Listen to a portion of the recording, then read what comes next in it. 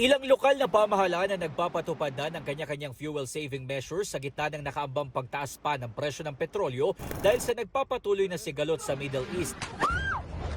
Bilang dagdag na pagtitipid, iminumungkahi ng ilang mambabatas na gawin munang 4 na araw ang pasok. Pero sa ilang manggagawang nakausap natin, hindi pabor sa panukala, lalo na yung mga no work, no pay. Tulad ng 39 years old na si Maxi na maagang bumiyahe mula Caloocan. Hindi aniya sasapat para sa kanilang pamilya ang kanyang sasahurin kung 4 na araw kada linggo lang siyang papasok. Pag 4 na araw lang po yung pasok na yan, mabibitin po yung budget ng mga mamayang Pilipino dito sa bansa natin. Ganyan din ang reaksyon ni Jose na isang security guard. Hindi ako papayag. Bakit po?